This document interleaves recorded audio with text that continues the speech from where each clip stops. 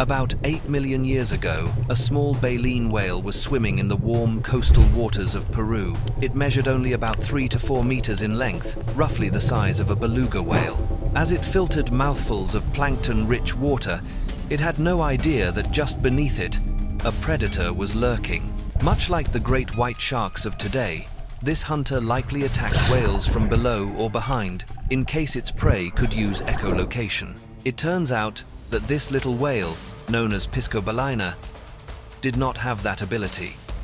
But for the predator, the element of surprise was enough. It surged upward for the kill, and that was the end of Piscobalaena. We know exactly who the hunter was because it left behind a tooth embedded in the whale's body, a tooth that would later fossilize. That predator was Megalodon, the largest shark that ever lived. It grew up to 18 meters long, nearly 3/4 the length of a modern blue whale.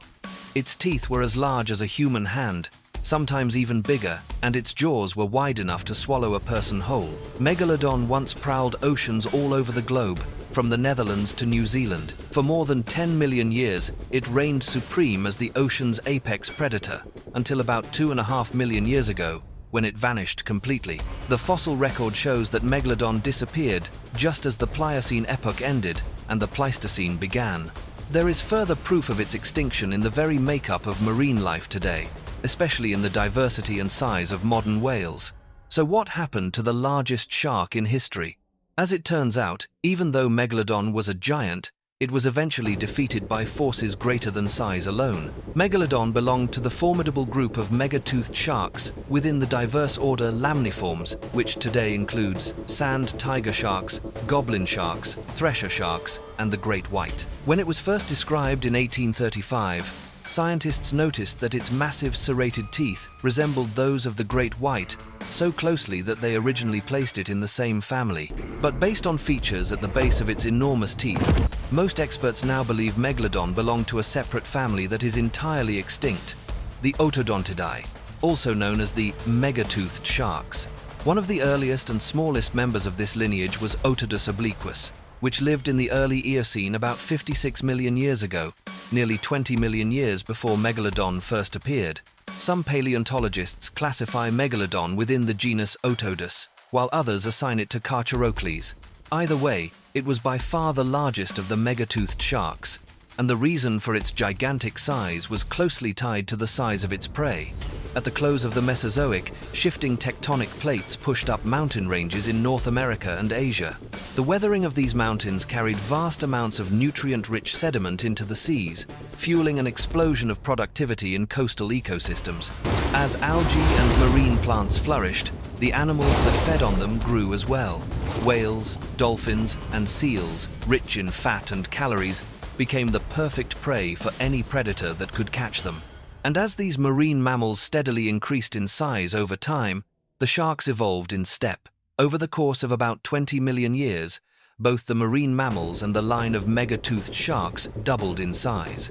Megalodon in particular grew at a remarkable pace. Fossils of newborn sharks found in Panama show that they were already 2 to 3 meters long at birth, half the size of a modern adult great white and about 1.5 times larger than their ancestor Otodus obliquus. This growth is recorded in their vertebrae, which reveal rings much like those of trees. These rings show that baby megalodons grew nearly twice as quickly as Otodus obliquus, reaching their maximum length at around 25 years of age. Becoming larger more quickly gave Megalodon a crucial edge in the ongoing arms race of size with the marine mammals it hunted. Its teeth have been found embedded in the ribs of many whale species, and even in the remains of a pinniped about the size of a sea lion. Clearly, sheer size was an advantage, until it wasn't. About 2.5 million years ago, Megalodon vanished. There are several possible reasons.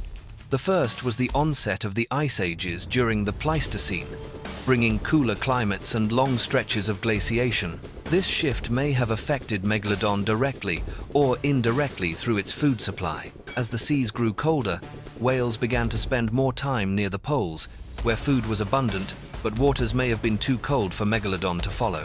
For a long time, many scientists believed this was the cause of its extinction. But in 2016, a team led by Dr. Catalina Pimiento put that idea to the test. Using climate models to reconstruct ocean temperatures during the Miocene and Pliocene, they compared those results with the distribution of Megalodon fossils. They found that while the shark preferred waters between about 12 and 27 degrees Celsius, fossils also turned up in places where the water was as cold as 1 degree. This suggests it tolerated cold quite well, thanks to partial warm-bloodedness, a trait it likely shared with many large sharks alive today. If temperature was not the decisive factor, then competition may have been. During the Miocene, the giant sperm whale Leviathan melville appeared. 17 meters long, with immensely powerful jaws and teeth designed to hunt whales.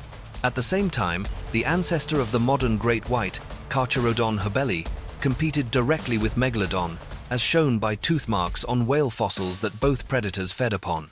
Later, during the Pliocene, the modern great white shark itself emerged.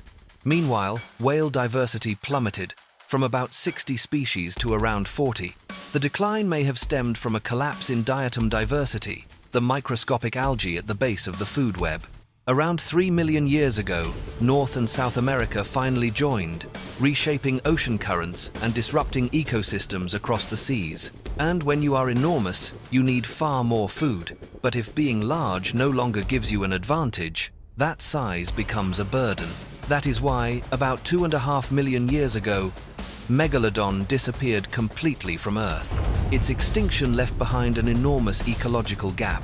Today, great white sharks and orcas have stepped into the role of apex predators, but they are far smaller and cannot hunt the largest whales. After Megalodon disappeared, whales began to grow rapidly in size. Thanks to colder climates and abundant food near the poles, the blue whale first appeared less than 2 million years ago.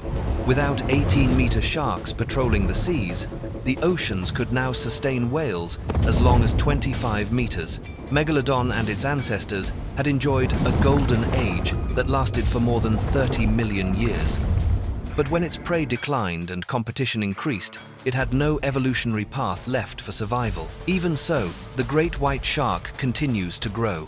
Today's largest individuals are about a meter longer than their Miocene ancestors, and they also grow faster when young, just as Megalodon once did.